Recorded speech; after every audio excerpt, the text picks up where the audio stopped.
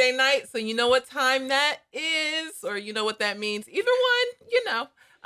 It's that time of the week where I put makeup on. Yes, and that time of the week where I kind of fumble through the opening. Yes. All right, welcome to All the Things. This is All the Things, the show where we talk about all things related to God, life, and the Bible. I am still Monique Duson. The real Monique D. And I am Krista Bontrager, also known as Theology Mom. And this is a show where we discuss culturally relevant topics in light of the historic worldview. Christian worldview. Yep. And we are glad to be here. And I'm going to beat you to the punch this week. First we got some house cleaning. So helping us on the show is the one and only Bob Bontrager. Professional button pusher. And there's Abby in the background. Yes. Living her best life. And we want to also let you know about our family sponsor, our family clothing shop. Yes, hello, check it out. Wait, There we go. Yes, okay, you have to take away my lower third so that you can get the yes. There. Yes, okay, let me go this way. I'm a little backwards. There's okay, one of our designs. Yes, this is one of the t-shirt designs. I love this one, although I was just thinking that the flat line, it's over here. The flat line before the cross, so you were dead before the cross, and then the cross and Jesus make you come alive. But I was dead. Yes, it's on this side.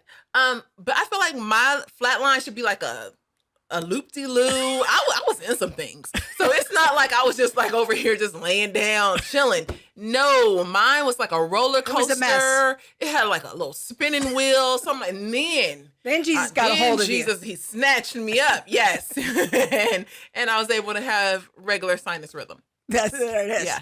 I think it's called sinus rhythm. I saw that on Grey's Anatomy. Oh, wow. Medical school. Yes. All right. So our Family 210 clothing is up here. We got a lot of designs in the shop. So it's a great way to help support the show and help us with some expenses and feed hungry children in our home. Yes. Or hungry adults. Either one. I'm not partial. But yes, keeping the lights on is really important. Hey, I did a check-in. I wrote out there and I was like, hey, check in. Where are you from? And I see Laura from Dallas, Hannah from St. Pete, and Robin. But Robin, I don't know where you're from. Okay, and Robin knows me. So she goes, Chantal. She knows your government I know she's name. calling me by my government name. So that must mean it's like Robin from I think I know which Robin this is. But I'm not going to put your city out there just in case you don't want people to know. Oh, good. She's tuning in to hear our comments on the movie. Yes. Okay. Awesome. Yes. I am 100%, 99% that I know which Robin this is. Okay. Yes. And hi, Robin. Oh my gosh. Yes. So good to have you. This week we did something big. We did big things. Right? I went to work. I don't know. Some of the setups, Monique doesn't read the cue sheets that are right here. Oh, yeah. Okay, see? There. Oh, yes, Robin from the Valley. Yes, I know. Yes, Robin and I go way back. Yes. Okay, so this week we did something really big. OMG. We went and talked at Biola University at the Ratio Christi meeting. There we are. That's me in the background looking like a stalker. Our name of our talk was called The Great Awakening. The Great Awakening. Why don't you tell everyone what Ratio Christi is first? Sure. Yeah, it's a campus ministry organization, kind of like Campus Crusade or InterVarsity, but it really has a focus on doing outreach at secular universities to try to introduce people to Christianity, but using apologetics as a way of doing that. And people coming together to have discussions about life's big worldview questions. Now, this group at Biola is pretty much all Christians, so the angle is a little different. Mm-hmm. We did this talk, this kind of a crash course on critical race theory, and talking about how it's coming into the church. Yeah. And so this group was a group of mostly Talbot people, actually seminary people. Really good group, lots of great questions. People lingered a long time after the talk. That's awesome. And it was really our first time to try to do a formal talk together. We've done a lot of these like informal videos, but we've been working for months on developing this talk together that we can kind of team teach. Mhm. And our friend Jane Pantig that we had on the show a while back is the lead for this group. And so she invited us to come and kind of do a warm-up presentation. So we took And it's turns a warm up to the Women in Apologetics conference that's Yes. coming in January, where we're going to be doing one of the breakout sessions, January 24th and 25th. So be sure to catch that. Now's the best time to sign up for the Women in Apologetics conference because it's the cheapest price. And I promise you, you will not regret coming, because you're going to get some amazing information, hear from some great women speakers. Yep. Men are welcome. It's not just a women's conference. It's just that all the speakers are women. But it's just going to be a great time with a lot of really important information to help equip and train people to talk about our faith in the middle of a hostile culture. Yeah. So, yeah. The Great Awakening. The Great Awakening. And so And then last week. Okay, so we kind of wrapped up talking about what happened on Monday. But before that, our last week's show, we talked about Kanye. Oh, yes. And the Kanye controversy. Yeah. And Beth Moore and the John MacArthur situation. That's not Beth Moore, right? No, that's not Beth Moore. That would be Kanye. Kanye, okay. I can get these people mixed up. So. Yes, it is easy to get Kanye and John MacArthur mixed up. Not really. But that is Kanye. We had a good conversation about the many angles of his conversion, and maybe we should try to go check out his Sunday service. His Sunday service. You know, Let's see what happens. They were talking about it at the Ratio Christi meeting. Closed on Sunday. You my Chick-fil-A. Oh, that, you know, Content. I know, copyright content. I will stop now. But it makes me think of Chick-fil-A in a whole new way. So you go check out our show from last week. We also had a little segment about how to choose a children's Bible. I do get that question from time to time. So yes. That was good. All right, let's talk about today's show. All right, let's do the What quick. are we doing today? Well, the quick rundown on the show is we're going to talk about the Harriet movie. Yes. We went last night to see the new Harriet Tubman movie. Yes. And it was us and like 4 people. Yes. I don't even know. I was like, wait. It's not good. No. So and one of the guys, I think, was the cleaner, and he was just standing off to the side for the majority of it. Yes. I don't even know what happened. Yeah, so we're going to talk about that. We're going to talk about Paula White joining the White House staff this week, and kind of a few thoughts about that. I did a post on Facebook about it to get people's reactions. We're going to talk about, speaking of the nation's capital, we're going to talk about a group of former LGBT people who have found Christ and freedom and transformation in Christ, who went to the Capitol last week to talk about them as a minority group of people and some of their concerns, and trying to highlight those to our representatives in the government. So we're going to talk about that. And then our tweet of the week is going to be our old friend, Eric Mason. Yes. The woke church author. He's a leading advocate for critical race theory coming into the church. This week, he called Dr. James White, who's a very prominent Christian apologist, a racist on Twitter. So There's we'll that time. try to break that down and try to understand what happened. Is happening. Yes. What in the woke movement is happening? That's right. Yes. Plus, All right. we want to hear from everyone. Join in the conversation on our chat box. And our friend Cynthia Hampton is watching. So glad to see everyone. And Bob will try to help us monitor the comments on Facebook as well, because it's a little clunky for Monique and I to get over to Facebook, but we'll try to get your Facebook comments in too. So we're glad to have everybody on board. Wallen. Commented on Facebook. Okay, great. I think that's Rhyme His Songs on YouTube. Yes. So, all right, let's get into it. Let's talk about the Harriet movie. Okay. So, Harriet. So, Harriet Tubman. Woo, Harriet. It was deep. It was good. Yeah. I thought it was good. I'm going to just come out the gate. And I know there's a lot of controversy surrounding the woman who played Harriet, around some of the characters in the movie. Yeah, we'll get into all of that. But let's first set the stage of Harriet Tubman. She's this amazing American icon. I would call her a Christian hero. In fact, she's so important, I think, in Christian history and American history. They've even thought about putting her likeness on the $20 bill. I say yes. And this is one of the illustrations from the Department of the Treasury of proposed designs for the $20 bill. I think that would be cool. It's a little bit languishing right now. It's hard for me to tell like what the real reasons are for the languishing, but hopefully that doesn't die. I want to get behind that. Like, I think that would be a great thing to honor her in that way, because she's just such a unique figure in American history. So I was doing some research on this kind of biopic on Harriet Tubman. There haven't been a ton of movies made about her life. No. And I think the last one I saw that had been in the 70s with Cicely Tyson. It was like a made-for-TV movie or something. Oh, Auntie Cicely. So yeah, she is everybody's auntie. You know, it was good. We're gonna play a few moments of the trailer here, so people can kind of get a feel for what the movie was like. So Bob's gonna cue that up. Here we go. There's not much time. You got to be miles away from here for dawn. Where is she? Follow that North Star. If there are no stars, just follow the river. Listen for them. Fear is your enemy. Whoa, easy now.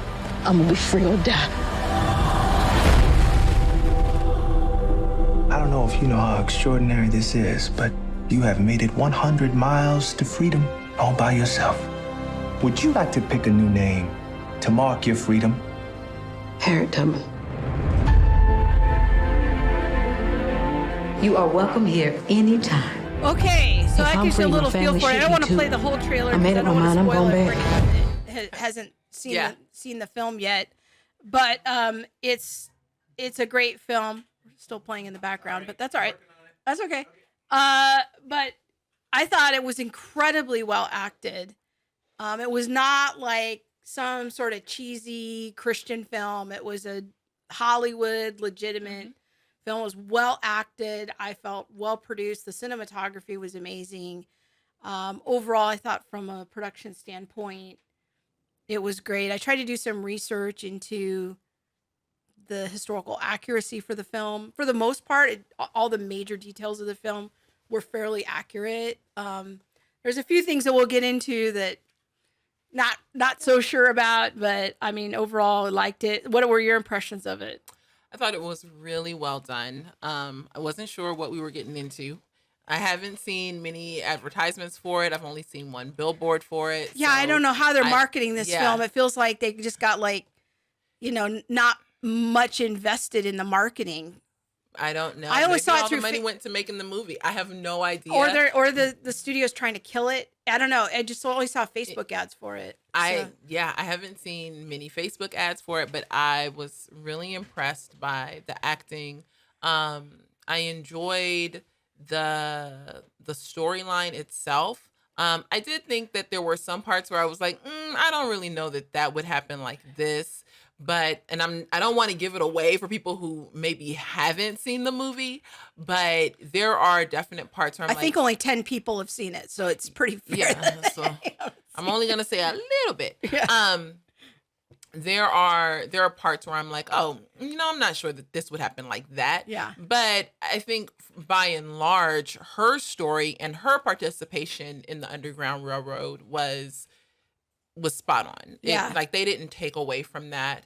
Her putting herself in harm's way and risking life and death to be able to go back and free like almost 800 slaves. Yeah. It was amazing. Yeah, it was amazing. It was such a good movie. And I thought that the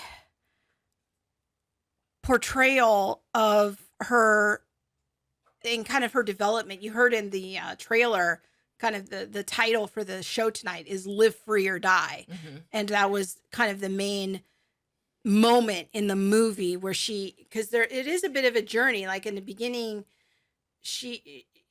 there isn't a ton of backstory about her at the beginning. And so we don't know a lot, but it wasn't like she was always that confident about running away or being that brave. The movie depicted it as she got more and more confident as they went along. And that pivotal scene on the bridge where she sort of had that clarifying moment of, I'm going to live free or die. Yes. And those were the two options. And freedom was worth like risking death. Yeah. And, risking her life for freedom. Yeah. So I thought that was just a great moment because you didn't know what she was going to choose. No. So. And yeah, you didn't know if it was going to be a really short movie. Or what was going to happen. Yeah. But so the film though is like you said really good. Is not without its controversy. I'm so glad we didn't read any reviews before we went.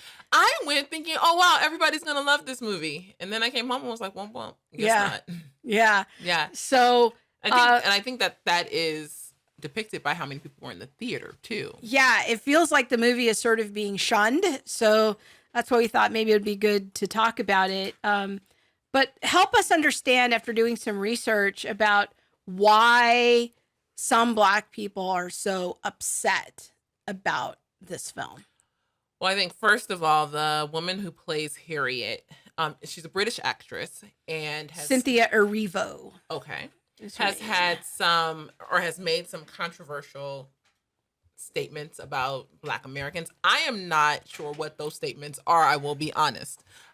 These are just things that I've seen. I'm like, oh, okay. So there's that angle. The most I could find was that after it was announced that she had the part, that she made some comments about having to use a ghetto accent because she was going to be portraying an African American, and African Americans took exception to that characterization of their culture. And I think that there's, even though she's British, she doesn't come from a slave background, was also a point of contention for some people. She's from Nigerian parents who seem to immigrate to England. And so she's kind of seen as, I felt like from what I read, is not authentic to the experience. Yeah, to the part. Yeah. That makes sense, I guess, somewhat. Like, I guess if you're acting, I don't know that your lineage needs to necessarily match up for me. Comments about like Black Americans having a ghetto accent and things like that. Yeah, and I kind of would want to shun her too. I'm just going to go ahead and be honest though. The Lord is still working with me. I will be honest. Okay. Pray for me, somebody. But, that doesn't take away though from the level of acting she did. The strength of the performance. I thought it was still very, very well acted. And she's been on Broadway. She's won a Tony and a Grammy, and she does this major song on the soundtrack. I mean, but if you have a problem with our accents, you shouldn't go out for our roles. That is kind of, like if it's such a huge thing for you, now I have to make this ghetto, and then why would you audition for it in the first place? That is kind of where my I think it was just lies. More of a joke, but I mean, just trying to give her the benefit of the doubt. Yeah, we can give her the benefit of the doubt by all means, and say maybe she was just playing. But I guess my initial thought is if she was serious, then why even go for it? Yeah. I felt like and it was hard for me to really track down, but it seemed like it was just an offhanded joke about landing an American part, but it was so offensive to many Blacks. I find it very offensive. That when you went on YouTube, like they were just shunning the movie because of that. And so that was kind of an issue. There was another issue that you kind of picked up on, and it blew right past me. But some other YouTube commenters said this as well. The idea that her slave owner, the slave owner's son and her could have possibly had a love interest or a love situation going on there. And I was like, I don't know that that's really a thing. It could be a stretch. I would feel more like the son could take her or use her, but for there to be some kind of mutual, I fell in love with my slave owner's son, I don't really know about that. But I mean, there were 2 highlighted points to me, 2 to 3 in the movie where I was like, oh, they're portraying that this was a possible love interest. But it at some was, point. to me, it was so subtle. I completely missed it. And you picked up on it. You know, we were discussing it this morning, but boy, I sure didn't pick up on that. But there were some comments about it on YouTube. And so maybe there was just, it blew right past me. It didn't seem like it was overt in the dialogue, but you felt like it was a little more overt than I did. But Yeah. I did not pick up on it at all. It wasn't a well-developed part of the script, I would say. It was developed enough to be seen. I surely I was just like, didn't see wow, it. okay. I must be oblivious. Here we go. So- And again, like I don't know that the thought that if this wasn't the South, they Yeah. possibly would have had something Yeah. was needed in the movie, or really even a real thing during that time. Like I said, I feel like during that time, if he wanted her, he would have taken her. So the our friend Rhyme His Songs, it says that about the actress roles, it's like the guy in Joker who was cast in Mary Magdalene as Jesus. He may not be a believer, but he did a great job in the film. And I was thinking about that too, similar to some years ago, Chad Allen, who used to be on Dr. Quinn, Medicine Woman, and he's a gay actor, but he was cast in the movie The End of the Spear, about the story of the young missionaries down in Ecuador in the 50s who got killed by the Indians. And, you know, it was an evangelical movie, and he was playing the role of an evangelical Christian. Well, a lot of Christians boycotted the movie because of Chad Allen being gay. I thought that was, frankly, a little petty, but I went and saw the movie anyways. I thought he did a fine job, and he was very respectful about the role. So, you know, that does happen, you know, that we don't always cast people in the right way, you know, according to their own personal beliefs. That's why we call it acting. Mm-hmm.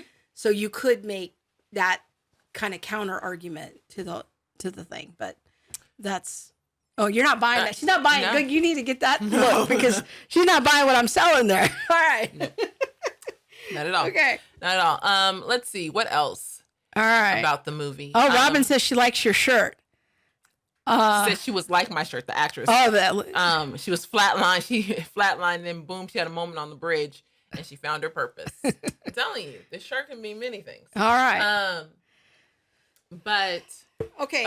let's see another thing about the movie. Oh, I wanted to say something about how black men were portrayed, because that was something a couple of our commenters last night asked about. How did you feel like black men were portrayed in the film? Like negatively, positively? I thought it was an accurate depiction of both. So you see some men who are helping to free the slaves, some black men who are, you know, in the North working to free the slaves. You have some black men who are working to make sure that slaves never get free. Bounty hunters.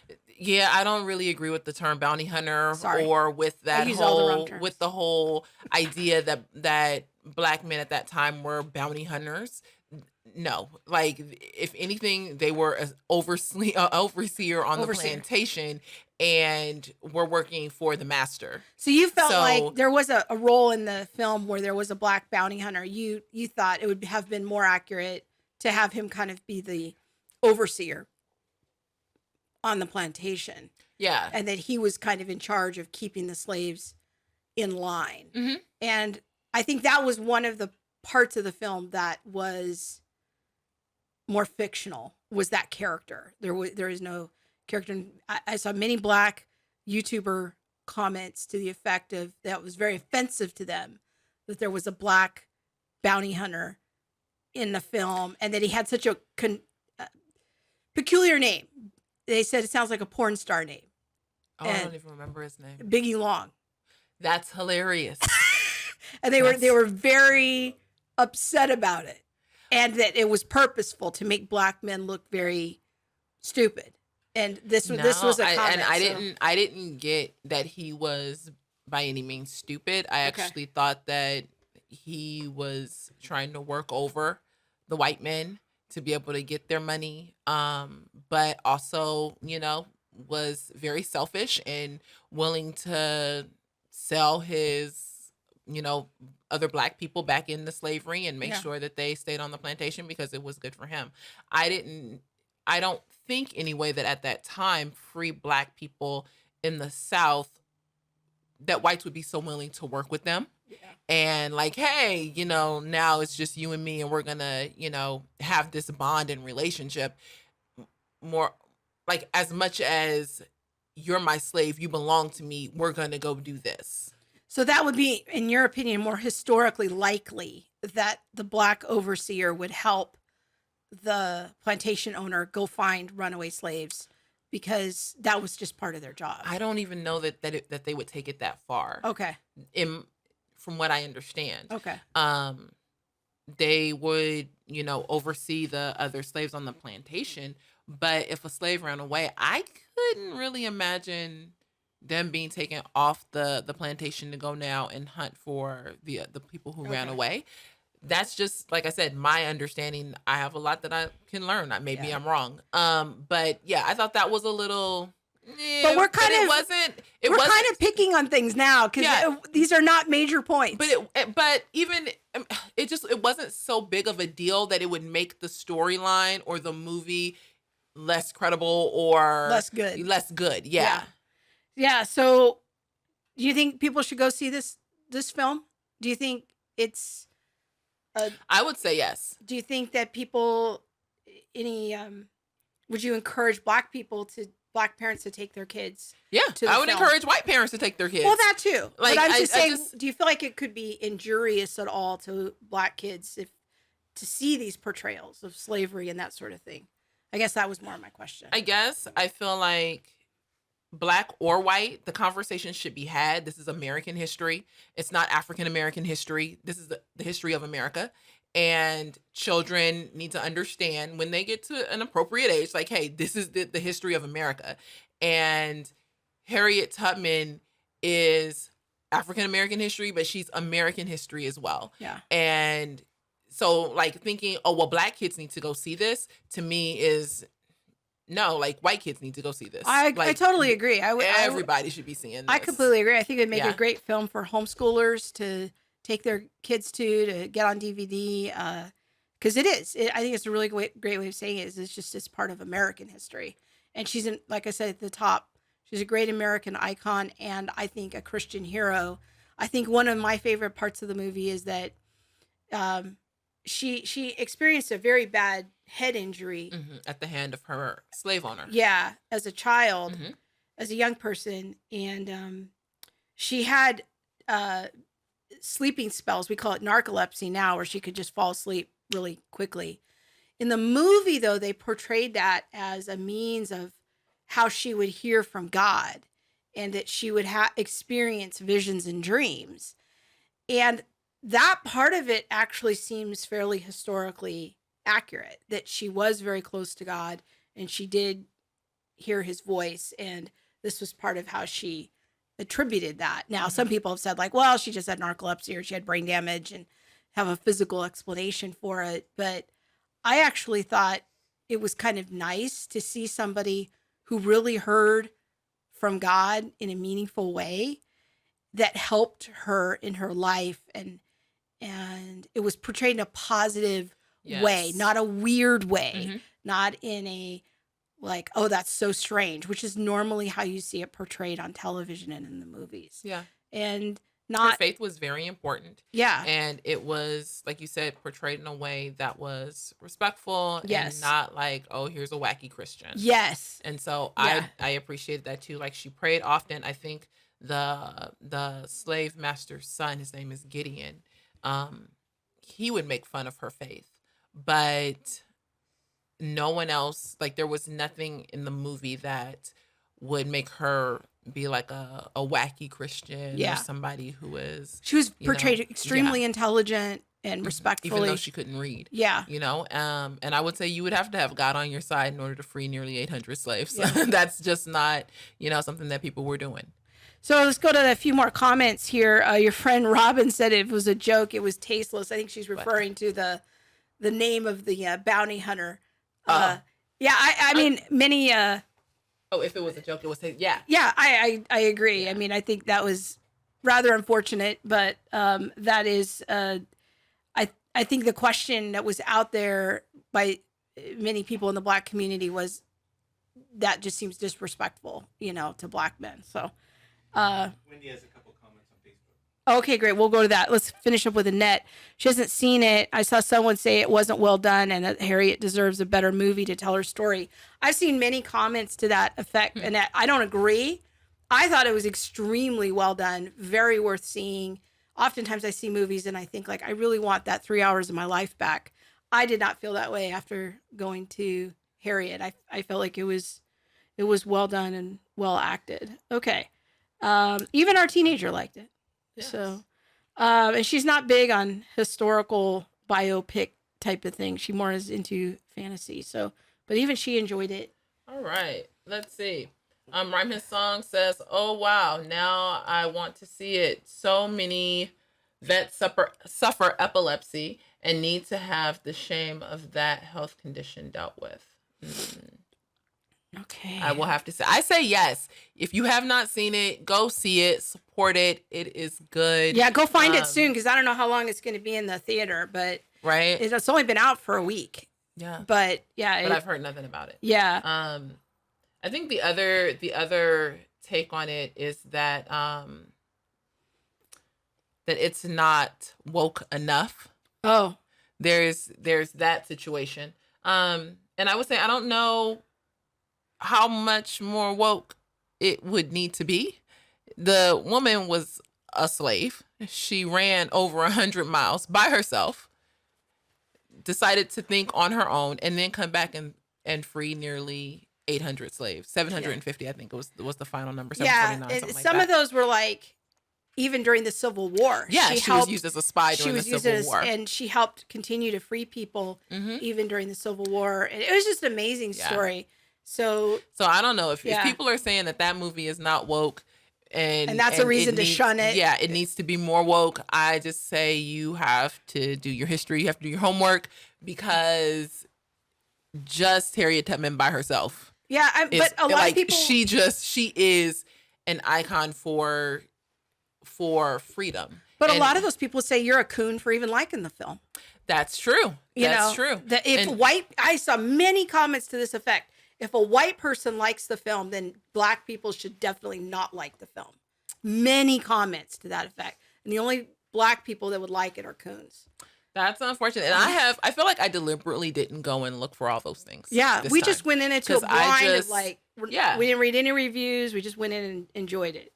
It was good. Yeah, well, Annette, if it's only at your least favorite theater, I still say go. It's really good.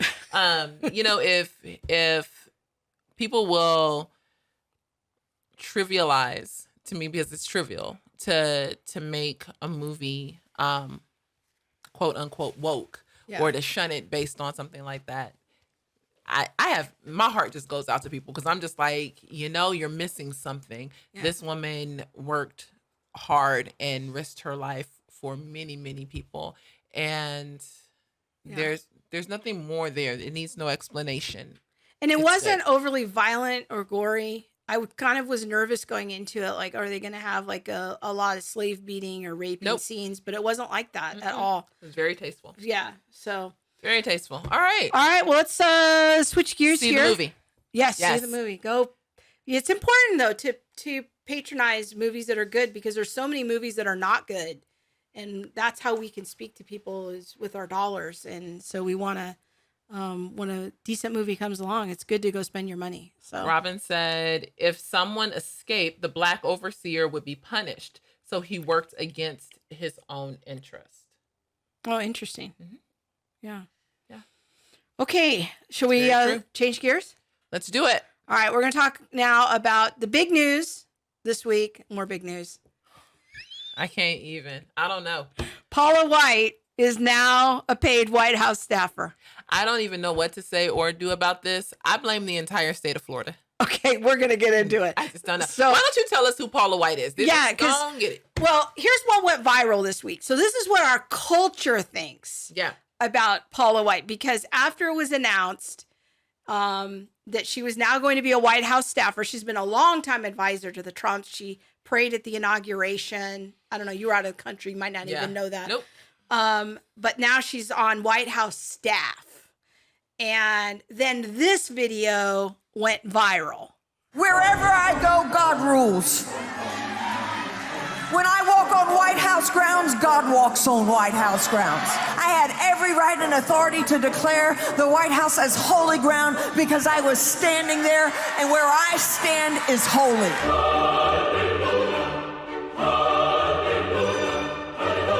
To say no to President Trump would be saying no to God. And I won't do that. We are in a spiritual war right now. Let every demonic network that has aligned itself against the purpose, against the calling of President Trump, let it be broken, let it be torn down in the name of Jesus. You want me to tell you what my thoughts are? The thoughts of the King of Kings, the thoughts of the Lord of Lords. I'm downloading heaven. Hey!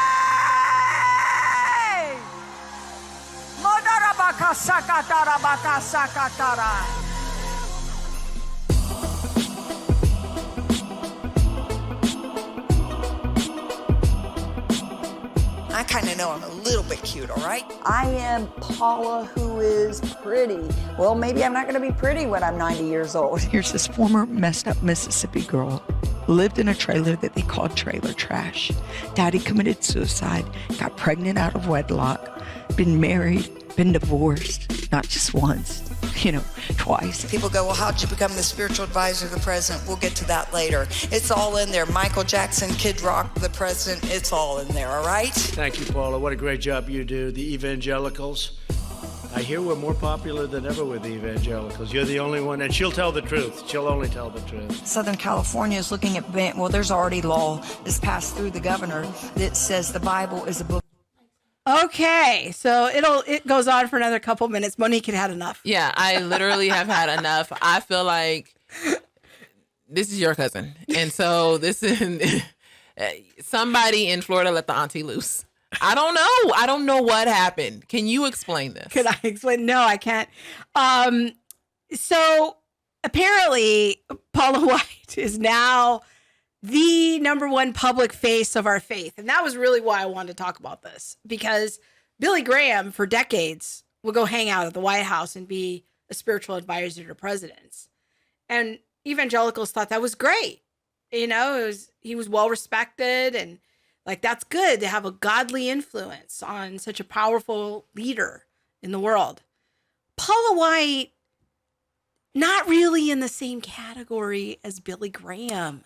Why? Okay, because in here I'm gonna ask this question too. Like, I think I have some thoughts from outside, because I've known about Paula White for years. Yeah. But Rhyme Song says that video was super edited, and I think she has changed over the years, just as my beliefs have since the 90s. I would agree with that. I do think that video was super edited, only to have her crazy talking. Yeah, because obviously the purpose of the video, which is from this very liberal news service called Now This, it's designed to make us think that Paula White is, just crazy. And we have a crazy person acting as a spiritual advisor to the president. So because I love people, I used up 4 hours of my life chasing down clips from the clip show, trying to watch them in context to see if the video is accurately portraying her beliefs or not. Mm-hmm.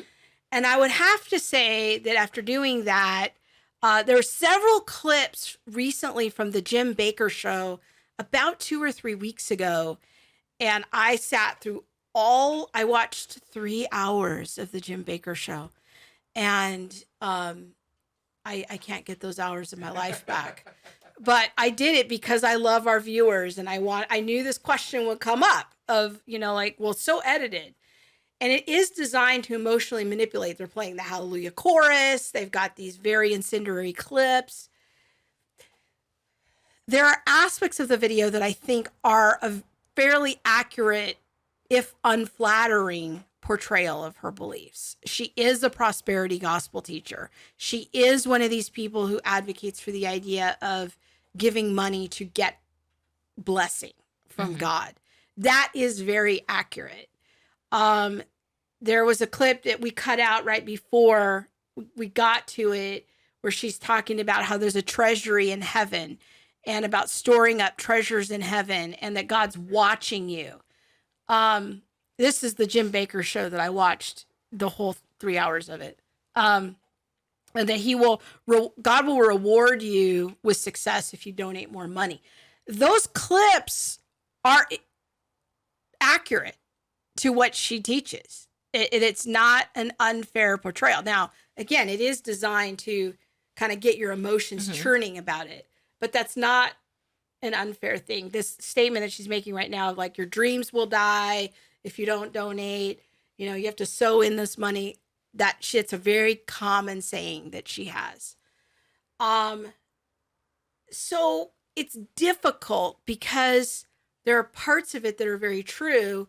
There's other parts of it that I might be somewhat sympathetic to, like, is it good to pray for our president? Is it a good idea for Christian leaders to have influence with our president? Sure. I just don't know if Paula White's like really the person I want representing our faith. Like, but that's the part of it I think we have to understand is she is now the public face to the world of what it means to be a Christian. And that's rough, I think. So, yeah, I think when I first found out about Paula White, it was many, many moons ago. But I think over time, and maybe I'm just wrong and my views have changed, not necessarily hers, but I didn't see her then as being so much of a prosperity teacher. But now I definitely think that it's like, you need to give this much. And if you don't give this much, then, you're not going to be blessed and your blessings are going to dry up and all of that. And I'm like, that is not Christianity. That is not, reflective of the God that I serve. Yeah. But there's other parts of it. Like there was a really short clip in there of her praying for the president and praying against the schemes of the enemy. And it is true that Paula White has overcome a lot in her life.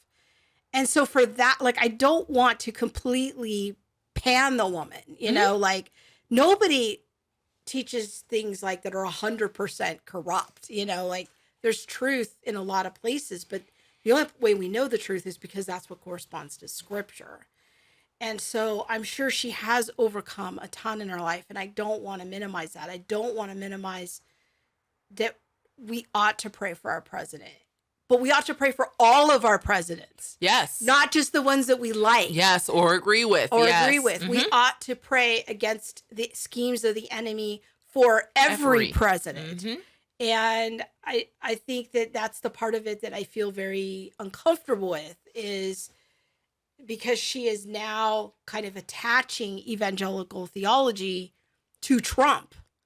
And that part of it makes me feel pretty uncomfortable. And I'm a conservative, but, Trump is such a divisive and mixed bag, as was our former president. Mm-hmm. And that's the nature of politics. And I'm always trying to find this third way of, like, how can I be a Christian and distinctly Christian and not just fall into like political power grabs, like the sovereignty of God rules over kings and puts them in place, whether wicked or good.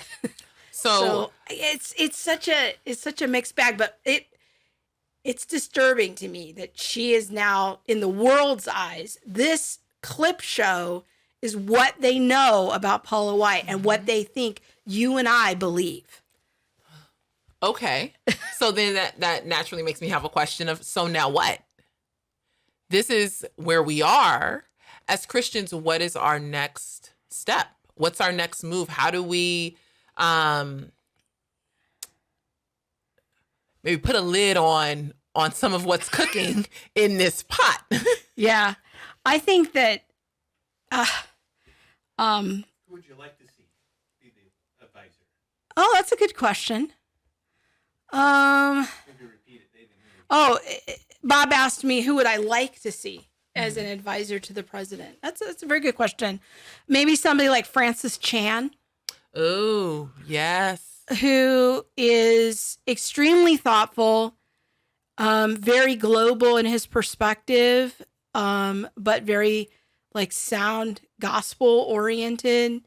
He did a chapel service this week that got a lot of traffic on my Theology Mom public page, that I thought, man, this guy really understands the age in which we live and, you know, what's happening. I mean, somebody along those lines, I think that would be really good, you know, to speak truth, but in a loving way and kind of try to be distinctly Christian in their approach. Francis Chan used to be a pastor at a megachurch and kind of stepped down from that to really work on helping the poor and working with the homeless. And now he and his wife are going to be full-time missionaries in China. They're moving to China. So, you know, he's had best-selling books. He has a big name, but he's not in love with his big name. He's not in love with his influence or his branding. Somebody more like that. I don't know. So, I don't know. Do you have any thoughts of anyone you think would make a better advisor? I think Francis Chan would be great. He spoke quite a few times when I was at Biola. And no, I really like him. I think that's a really good pick. I feel like the pickings is slim. And maybe that's wrong to say, maybe, but who would you guys say? Like, if you could pick, like, man, I got this one person. Yeah. You know, who would be a good advisor to the president? I don't know. No. He's pretty political. Cousin Franklin, not Cousin Franklin. Okay. Yeah. No. Because I don't know. We'll do a show maybe when it gets closer to the 4th of July about some of our concerns about mixing nationalism with Christianity. Annette said Gene Kim. I'm not sure. I don't know who that is. No. I don't know who that is. And I don't know who Andy Woods is. I'm going to have to look these people up. Yes. So. My friend Robin, going back to Harriet Tubman, said Mara was Harriet Tubman in 2nd grade. They picked someone great in American history at a Jewish school. So yes, American history, not just Black history. Great discussion. She has the cutest kids. And I am sure that the kids are not kids anymore.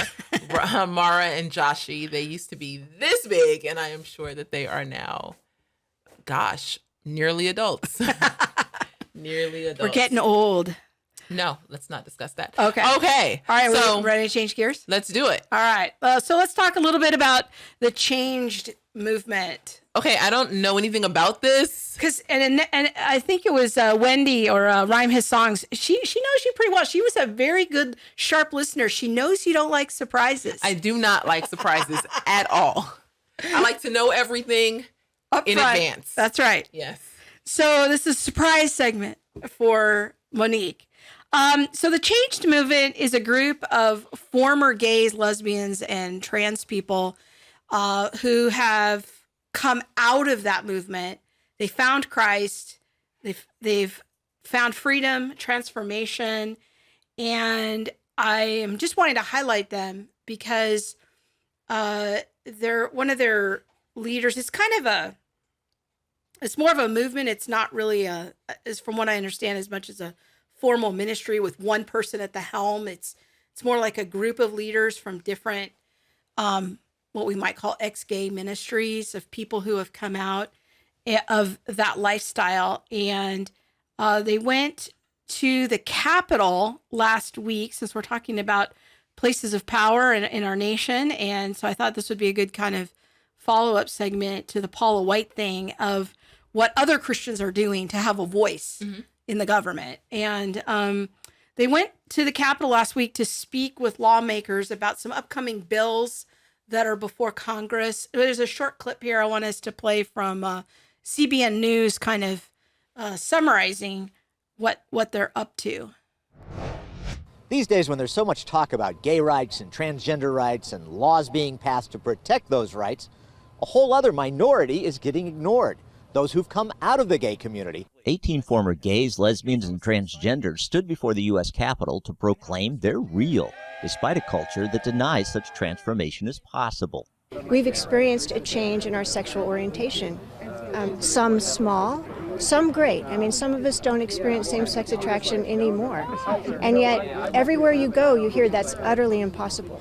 Not for this former homosexual, now father of 4. I don't ever get sexually aroused by looking at a man. That hasn't happened in years. But House Bill 3570 says therapy similar to what helped Ken Williams and many of these leave the lifestyle can't do that.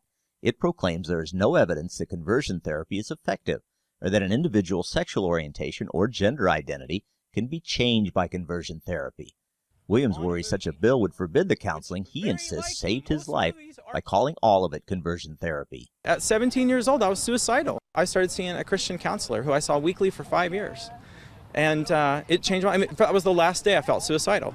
Pastor Jim Doman says similar counseling helped him go from gay guy to heterosexual husband and dad. But H.R. 3570 brands such therapy toxic, saying it is substantially dangerous to an individual's mental and physical health. Doman, of course, disagrees. These bills would not only prohibit it, it's almost like we'd have to go underground to seek help. And it breaks my heart when you hear the stories of people who've been sexually abused, people who are suicidal, people going through depression and seeking help, or they want to go in a different direction. That would not be, would be very, very difficult, if not impossible to do. Many here are Christians who also give God the credit for their radical change. Elizabeth Woning brought a warning for a culture that would reject that power and instead embrace what the Bible says is toxic. We are denying our own biology. We are hating ourselves. We have higher rates of mental illness and suicide. The farther Christianity gets out of the mainstream, the more broken we're becoming in America. These folks are saying while laws are being passed to protect people like those in the gay and transgender communities, other people who want to swim against the cultural mainstream will be hurt by those very laws. Paul Strand, CBN News, reporting from Capitol Hill. Okay, so that was CBN's take on it. Surprise, surprise. Yes. So I don't know. What are your thoughts about that? Kind of springing it on you. Yeah, kind of springing it on me. I have thought a lot about conversion therapy. I actually have a few friends who have gone through it and have heard that it did more damage than good. That was and could just be their experience. Obviously, as you look at, or listen to other people who said, my experience was completely different.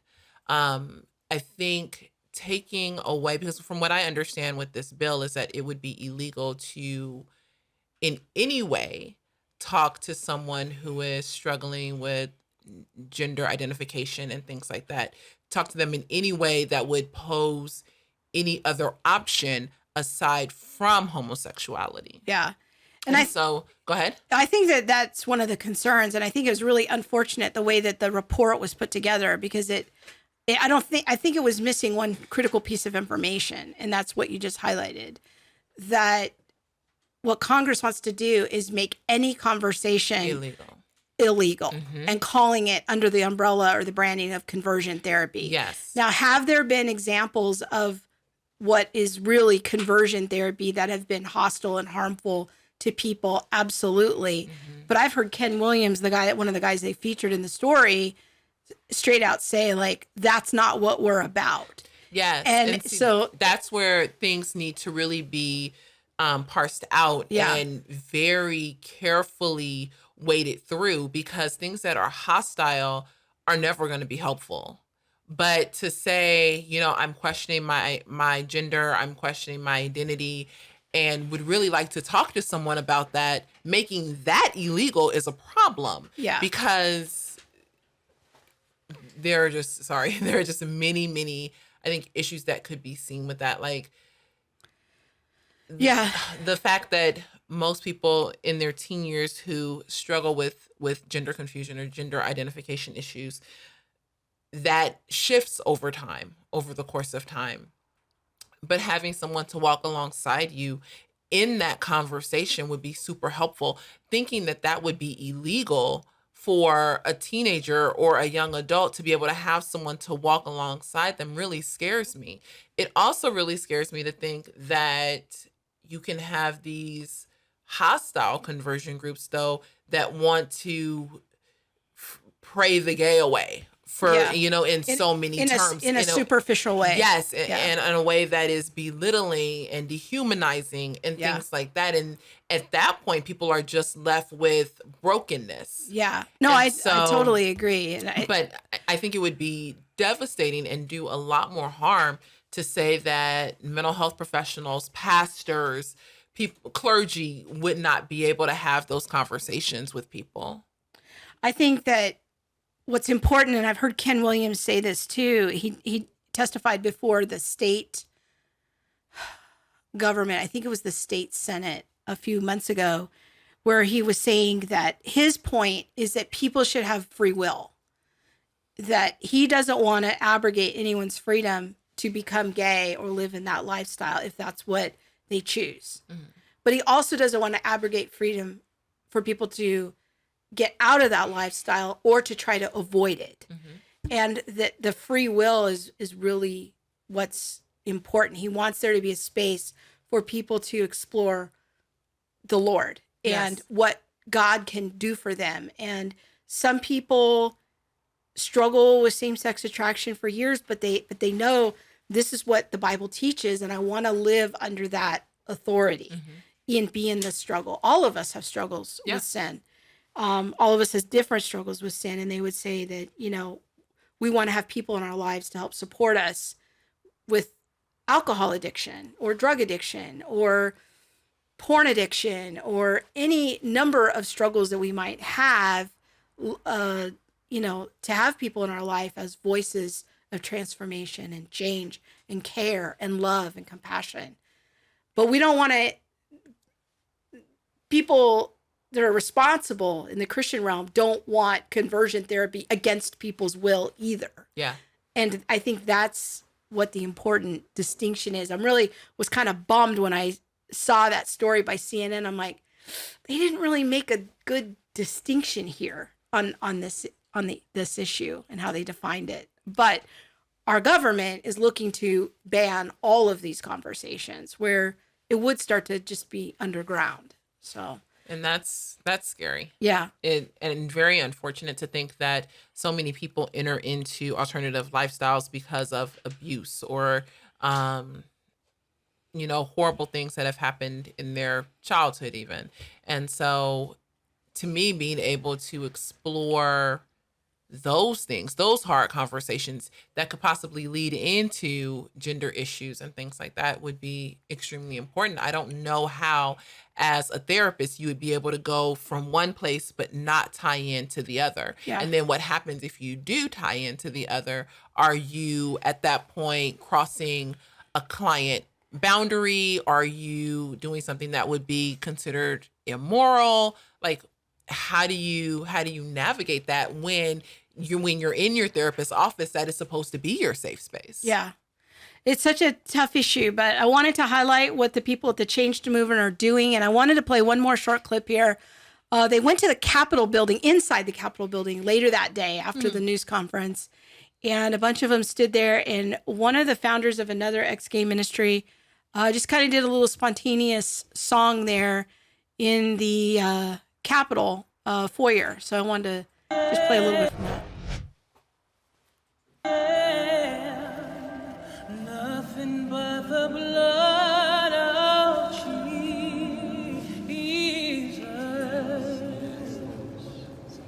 and all precious is that flow that makes me white as snow. No other fount I know, nothing but the blood of Jesus. And Yes, he better sing. Yes, he did do that. Yes, that was good. You know what? One thing though, I will say, and I know 100% is, it doesn't matter what our government decides to do. I know that our God is greater. I have friends who have walked out of the gay lifestyle, not because of conversion therapy, not because they went to 5 years of therapy, and not to say that that doesn't help or make a difference, but because of the transforming power of the Holy Spirit. And so, get it, right? Yeah, right? Like, I know what is possible through Jesus Christ, and I've seen it. And so it is unfortunate that government wants to have their hands in everything. It's unfortunate that we live in such a fallen world where humanity seeks to reject the God that wants to save them. Yeah. But I still know that rejection and all, when you want him and when you want that change is available and will come. Yeah. So many good comments happening in the chat box, and just about government intrusion and such things. And people love Monique's sermon. But I didn't have a sermon. Say it louder for the people in the back, Monique. Who said that? Hannah Marie. Oh, I missed it. Sorry. It's right here. Oh. Yes. Come on, Hannah. You know. Yes. Rhyme His Song says, yes, Monique, counselors should not be mandated to not offer conversion as a viable option because they know abuse participated in lifestyle choices. Yeah. Okay. So Christy Lockwood said on Facebook, I wish they would not tie their concerns to conversion therapy. Exactly. And someday, I think that is really the big concern that I had with this whole clip, is that it didn't, even though it was a Christian news outlet, I felt like they still didn't get it right. They call any conversation about Jesus and what Jesus can do to change your life conversion therapy. And that's really what the government is trying to get rid of. And I just find that incredibly intrusive. And many of our YouTube commenters are saying the same thing, that, I think that this issue of sexual ethics is going to become the dividing line in our church, in our time. Is where you stand on this issue shows you where you stand in proximity to the historic Christian faith and drift. And we're going to have to make some hard decisions of whether or not we're going to start disobeying government if these types of laws pass, and what ministers of the gospel are going to do in response to it. And I think there's definitely the potential for Christians to become second and third class citizens, to be stripped of their rights, because of where we stand on this sexual ethics issue. But the misidentification of conversion therapy is a big card that they play to villainize Christians. And it's really very unfortunate. Forced conversion therapy. Your friend Robin says forced conversion therapy is not good therapy and can help with many good therapy can help people with many feelings, but forced therapy, no. I totally agree. Yeah. That's a great summary of the issue there. So, okay. All right. Are we ready for one more thing? One more. I think we can do one more thing. All right. We've got the tweet of the week. If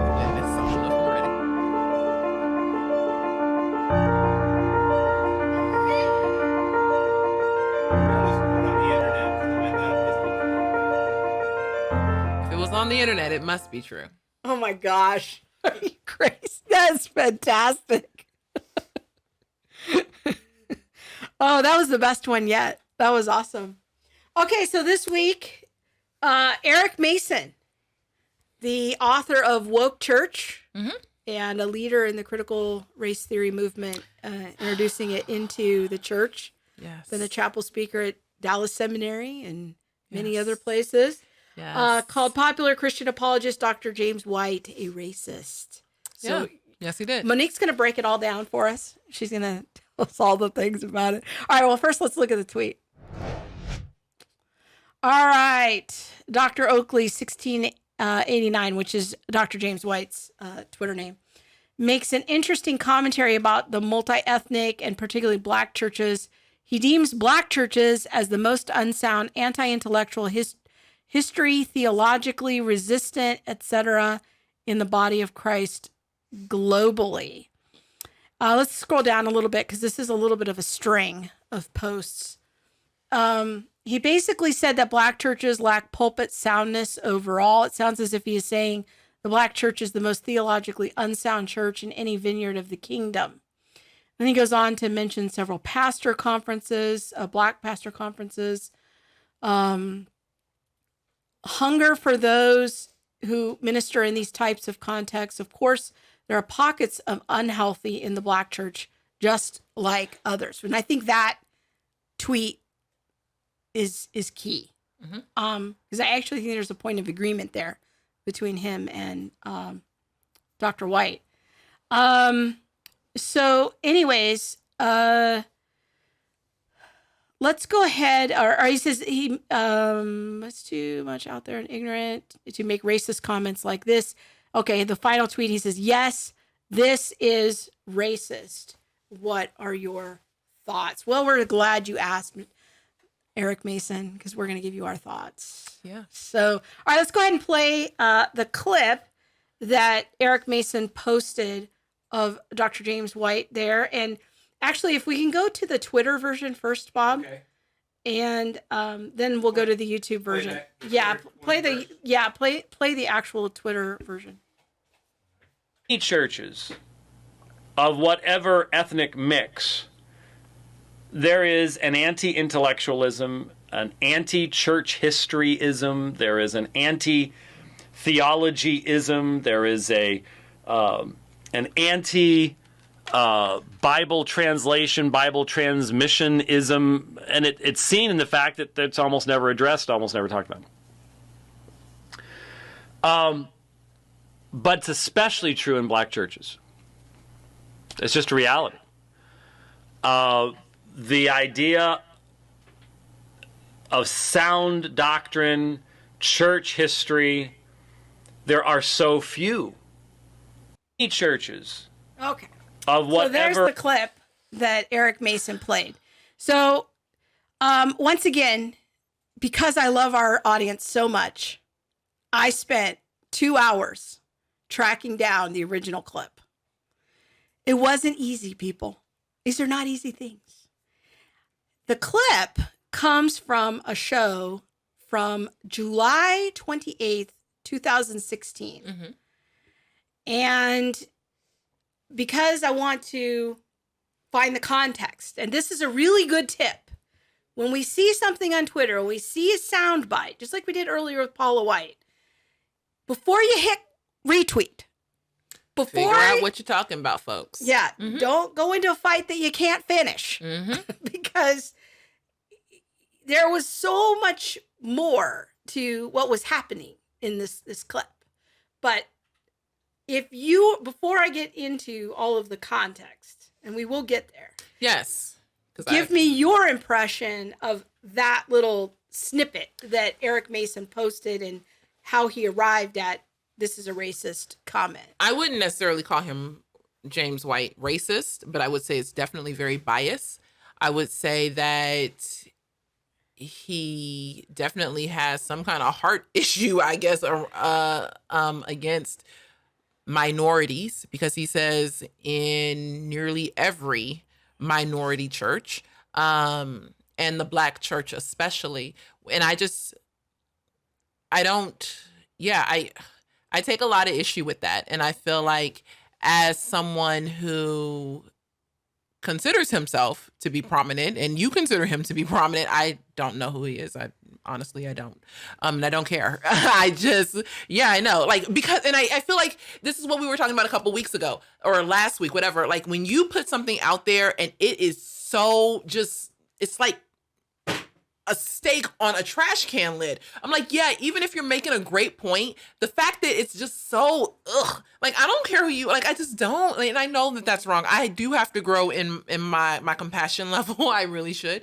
But I'm just like, there was something, if you have a concern about African Americans and their theology, African Americans and apologetics, African Americans and whatever, what are you doing to change that mindset? What are you doing to make that shift? How are you stepping into that space and and doing something about it. I see a problem in evangelical churches and the way that critical race theory is coming after and like dehumanizing whites. I'm going to step into that space. He has a problem with Black theology, then he should say something or do something about it. Well, he does speak in Black churches on apologetics with his friends that invite him. So, I mean, he is trying to. No, he lost me. Like he lost me. I'm just I have. Well, to you're be asking honest. the question. Okay, yes, what does he do? Come on. You're asking the question. What does he do? Yes. And I'm telling you, this is what he does. Okay. So don't be like throwing it to the side I'm like just because you don't like his. I haven't. Come now. I don't know because I sure ain't seen him in no Black church. But go ahead. Go ahead. You don't go to Black church. Not anymore, Lord. I'm gonna have to get back in, see if James White is there. Okay. All right. So, like I said, context. All right. So, the question of what is the context here? All right. This video from July 28th, 2016 was a response to a debate that James White had done. He debates a lot of people, a lot. He's extremely well-read and very intelligent. Now, look, I'm not here to be the apologist for James White. There's things I disagree with him on. He's a Calvinist. I am not. He's an anti, like, kind of miracles are today. I am not. But he has a lot of good content, too. Like, he's done some great work on Matthew Vines and progressive theology and kind of refuting some of those errors. So I don't judge people just on, I'm not like a one issue kind of gal, like, well, he's a Calvinist, I'm not, so I'm just going to disregard everything he has to say. So that's not really how I roll. But he had a debate with some Black Hebrew Israelites. And for people that don't know what this error is, it's an offshoot in the Black church of a cult of a group of people that are siphoning off a portion of Black youth that have grown up in the church and have a mediocre exposure to Scripture. They know just enough Scripture to get captured into this movement that seems very intellectual, that tells them that they are the real Jews. Yes. And it's a very peculiar movement, but it is a problem in the Black church. So James White, you're asking, what is he doing to help the Black church? He's debating Hebrew Israelites, trying to help marshal some arguments from the historic Christian faith to counteract this problem that is a particular problem in the Black church and in the Black community. So anyways, this is a response video that he did. The debate had been a few weeks before, and he talks about what has happened in the Black Israelite movement since the debate and how they were reacting to some of the points that he brought up. So now let's play the clip with a little more context from James White's YouTube channel. And oh boy, am I going to get in trouble for this? Here we go. In many churches of whatever ethnic mix, there is stop it right an there. Notice what he says. In whatever ethnic mix. Yes. Whatever ethnic mix. He said in many churches of whatever ethnic mix. To me, that says that in white churches, you don't find this problem. But that's not true. In white churches, you do find things that are theologically off kilter. And so his initial assertion is irritating to me, that it's like in many churches of whatever ethnic mix. And we talked about this. Like, yeah. I'm just like, no, that's not fair. It's not fair to say that if I go down the street to, whatever church that's all white, I should be guaranteed to find sound theology. And my rejoinder to that is I think that is a fair point, that if he was going to state it more accurately, he might have said something like, all churches struggle with error. we could do better in all of our churches across the races, across ethnicities, to better educate our people in theology and apologetics and church history. That would have been a better way of saying it. But I think that he is also highlighting, and this was my question to you, is kind of my second thought about it, is that the major apologetics ministries that are out there are founded mostly by white people. I mean, there's a couple of exceptions of ministries, but they're up and coming. But Ravi Zacharias would be the great exception. He's, what do you call it? Southern Asia? Is that what Indians are? So he's an Indian. He's from India. But most of the ministries are founded by white people. Stand to Reason, James White's ministry, Reasons to Believe. I mean, the old guard, as we might call them. There's a lot of white people.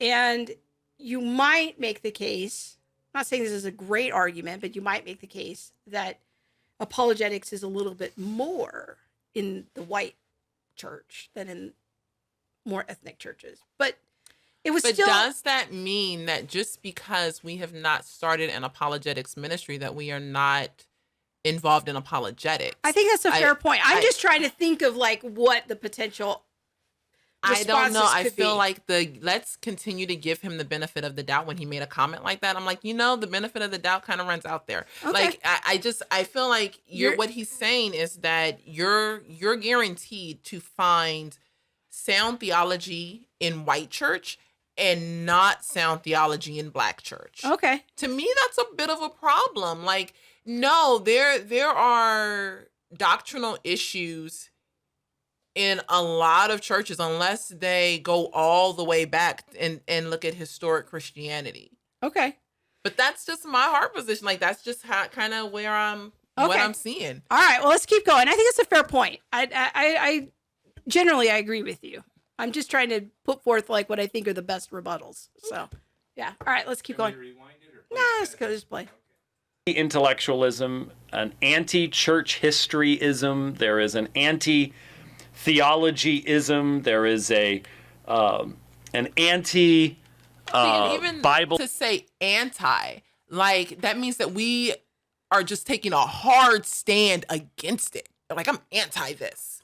It's not that I maybe don't know or haven't been. No, but I'm anti. Like, I think that his wording says a lot. Have you never been in a church? Because this is definitely true in my experience. That when I started first going to seminary, I'd have people to pull me to the side to say, if you go to seminary, you're going to lose your faith. There was a definite anti-intellectual belief from Christians of not just ignorance, but hostile toward learning, hostile toward church history. We don't need to know that. We don't need to know creeds, because those are just ancient ideas from dead white people. We have the gospel and the Bible, and that's all we need for today. I got that all through my seminary years. Strong anti-intellectualism. I could not disagree more. Like, I feel like I'm thinking of my friend's church. Her grandfather is the one who started the church, and he has a PhD, and he went and it's a black church. It's a black church, yeah, in Compton, and was definitely like, no, this is who we are. This is what we do, and this great is why. Example. So I don't. You're not buying that. No, I'm not. Because this is great. This is a great conversation, because in my experience at my white church, man, there was strong anti-intellectual bias in my experience of, being concerned that learning too much history, learning too much book learning was somehow against faith, and that heart knowledge was more valuable than head knowledge. And what I really just needed was a better prayer life, and that seminary was not a path, learning was not a path to being a deeper Christian. And I definitely experienced that. Yeah, so interesting. Okay, let's keep going. Bible translation, Bible transmissionism, and it's seen in the fact that it's almost never addressed, almost never talked about. But it's especially true in black churches. It's just a reality. And I love that he just said it's just a reality. This is the exact same thing that we talk about with people who promote critical race theory. They just put things out. It's just a reality. This is just the truth. It's just how it is. And I'm like, well, who really? Like, show me your receipts. Like, let me see your research on this, because the same way that I would come hard for somebody who would promote something like that in critical race theory, I'm gonna go hard for him. Like, it's just reality. He can take 2 steps. I am sorry. Yeah, my passion wasn't so much when we were discussing this yesterday, but today I am like, you know what? No, he can have several seats, because he's speaking as if the white church is just better than the black church. Okay. All right. Let's keep going. Idea of sound doctrine, church history, there are so few where there is an emphasis. They're out there, thanks be for them, but they will be the first ones to tell you that they are in the minority, and it's a constant battle for them to try to communicate to their people the necessity of knowing these things and getting over all the social, cultural stuff and focusing upon the truth. And cults, it's been said, I don't know who came up with this first. I certainly didn't come up with it. But it's a true statement. Cults are the unpaid debts of the church. When the church will not be balanced, when the church will not do what is necessary to disciple and ground and grow the saints, the cults become the unpaid debt of the church. And when I heard this man saying these things, where were you? Well, I've been around, but I'm nobody. There were lots of people. Okay, that's enough. I haven't said anything. So I think that last point I wanted to have him play about the cults being the unpaid debts of the lack of discipleship, theology, and apologetics education. I actually don't disagree with that, but I think that that's just as big of a problem in white churches as it is in... That's my whole point. In any other church, because our people get siphoned off by different errors. Our people get siphoned off by all manner of errors. And so does the black church. I mean, I think the black church has just as big of a problem as white churches with getting siphoned off by Jehovah's Witnesses and the Mormon church. If you see that as being a deviation from the historic Christian faith. I mean, these are movements of people that try to recruit from historical evangelical Protestant churches. So we have to know our faith, we have to live our faith, and we have to teach our faith. We have to do all of those things to really know what we believe and why we believe it. Now, I'm all for free will. People can change positions. People can join other movements, change their mind, change religions. That's okay. I'm not into forced conversion or coercion. But we have to do enough to really educate our people. And that is a problem, I think, across the board. Yeah, so I just put a question in the comments on YouTube asking how many people saw, it was to Annette specifically, but I mean, it's to everyone, how many people saw the show we did. I believe we were talking with Mike Gurney about seminary and how many pastors and church leaders are not going to seminary and the decline in seminary. I think that the problem with theology and doctrine is a theology issue. It's about people not going to seminary. It's not because I'm black. Yeah. I think this is good discussion because I think that all churches need to do better in their theology and apologetics education in the local church. And we need to be being grounded because we don't want to drift into error. But at the same time, going back to our original tweet, Dr. Eric Mason, if you can put that back up there for a second, going to his final tweet there in the string is, "This is racist." Well, after listening to it in context, would you say that Dr. James White is racist? Or would you just... I'd be leery to call him a racist. I would say that he holds very unfortunate bias in his heart. about the Black church. About Black churches. Yeah. And ethnic churches in general. Ethnic churches in general. And I would say that he should probably pray about that and check that, because that's unfortunate. And that only promotes division within the church and creates more room for people who hold critical race theory to step right on in and say, see, this is why you shouldn't be a part of that white church. See, this is how white Christians are. Tell me more about that. And it could be, his comments could be construed to me as angry or attacking the Black church and Black people in general. We don't do this. We don't do that. We don't care about education. We don't care about church history. We blah, blah, blah. It's like, to me, it just felt like arrows. And I'm just like, no, that's really not it at all. It really isn't. You're missing some other points. Like, you've gone all the way to Z, but you've missed out on like elemental P. You've really skipped some things. And now you're making this assertion about the Black church.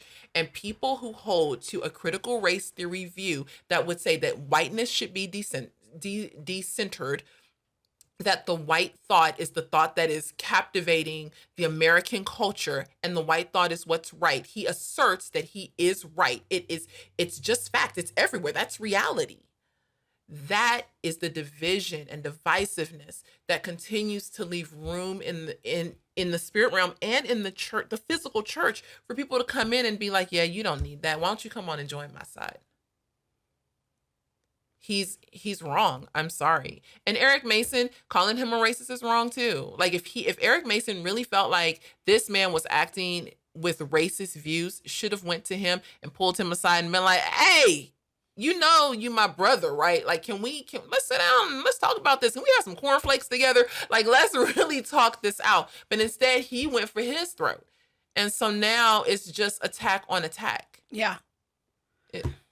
So the advice from us would be, hey, pastors everywhere, all churches, wherever you be, shore up. Humble, sit down. Like, literally be humble in your approach. And don't think that just because you see something as an error in one church, your public speaking about it will not be offensive. Like, really think about, like, what if I said all white churches don't really care about anything that Black people do? That's just reality. White church don't care about anything ethnic or of ethnic relation. That's reality. You see it in their worship. Like, that would be so offensive. And I would never say that. But if someone did, that would be so like heartbreaking and not true of the entire experience. What I feel like James White is doing is making a comment about every Black church or every church that has ethnic and minority leadership. Well, he didn't say every. He said nearly every. Or many or something. Yeah, but that's a lot. Yeah. More than 75%, I would say. But I would say, I think my takeaway from all of this is all churches need to do better to shore up their education programs. Yes. And we need to shore up our love. Like, man, James White, Eric Mason. Well, I'm not even at Eric Mason yet. But James White, I feel like that it didn't come in love. And then Eric Mason turned around and shot him. And it's like, we can't continue to kill ourselves. Okay. We shoot each other. Heck, I don't need, sorry about that, y'all. I'm a work in progress. I don't need the world to shoot me because we're shooting each other. How do we do better about that? That's a great point. Oh, man. Our friend Cynthia says, you're so right, Monique. We hope that this will help some people to have this conversation and then, just kind of talking it through. And I think you raised some really, really thoughtful points. And so I like one of the things, and I'm just going on now. One of the things we did in our video about 23 ways that, what's it called, that we messed up talking about race, and the 14 ways that you can do it better. Humility was the common thread. The times when we were prideful, the times when I know more than you and you know more than me, it would end up in a clash. But the times when we submitted humbly and said, you know what, maybe there's more that I can learn about that. Maybe Eric Mason should have said, He calling out all the black churches. Let me see if he's right. Humble yourself. Yeah.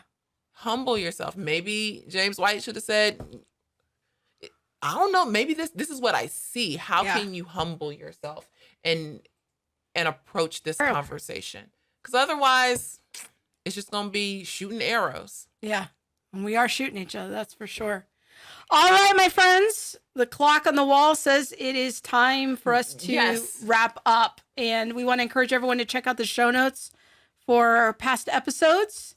You can go to theologymom.com/all-the-things. I'm usually getting those posted around Wednesday or Thursday each week. Some night when I get home from work. We are also on Instagram now, so go check us out at ATT Livestream on Instagram. If you are on the gram, you want to follow us. I don't know, what are we up to, like 12 followers now? Maybe. It's probably more than what I got on Twitter. So, hey. Don't forget to check out our family's clothing store and see what's happening there. Do you still have our Design of the Week? Oh, Design of the Week. Let's see if we have that. What is our Design of the Week?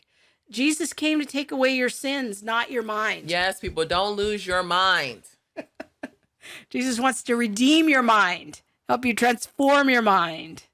So let's talk about that. That's a good saying. Hey, before we go, let's talk about next week real quick. Oh, next week's the big week. Yes. We have the big Y'all, guest. Don't miss it. Yes, we have the lovely and gracious Natasha Crane joining us on our humble show. So we do hope that you will all tune in for that. She's an author of multiple books. She just finished another book, and she's coming onto the show to talk to us about putting apologetics into your parenting. Yes. How do you integrate it into your everyday life in sort of an organic way to be able to have strategic conversations with your kids?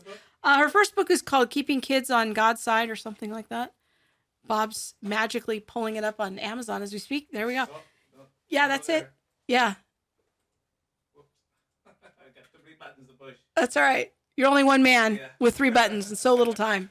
But there it is. So Natasha Crane is going to be on our show next week. So be sure to tune in for that, and we can have some good engagement about parenting and apologetics. Yes, and invite your friends to tune in who are parents and wondering how they can engage their kids more with the historically Christian worldview. Be sure to share the show. It's another great way you can help to support us and connect with us on social media. Like the show, share the show, follow us. Hannah, Theology yes. Mom and the real Monique D. What? Krista has some thoughts on that. Hannah says, y'all did great. Thank you very much. Could you do a show that addresses why there are so many English versions of the Bible? Other languages don't have near the number of translations. I'm telling you, my girl got some theories. I think I have a really bad recording of a talk on my channel. I'm trying to get I need a venue where I can come do my workshop on Bible translation so I can get a better recording. So if anyone wants to give me a venue, I would welcome that. But yeah, we can talk about that sometime. And you got it, Annette. You got it. Yes. Oh, Annette's asking for prayer for her son. Yep. Who's having surgery. Definitely. On Tuesday, yes. Yeah. So we got that covered. Yes. All right, everybody. Everyone, we love you. We thank you for your support, and be sure to share the show, share the show, share the show. Catch us on Apple Podcasts, Google Play, and Spotify. And follow me on Twitter, The Real Monique D. Yes. And on YouTube. So we love you guys. Thank you so much, and we will see you next week. Next week, Natasha Crane. Bye-bye.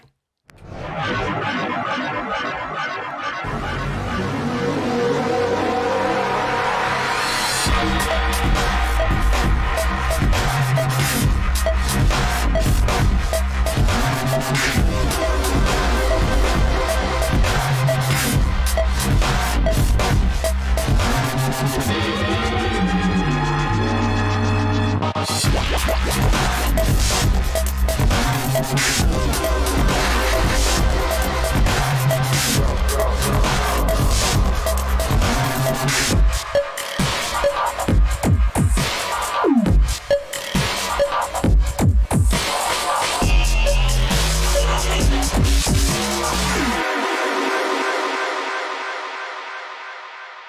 There's nothing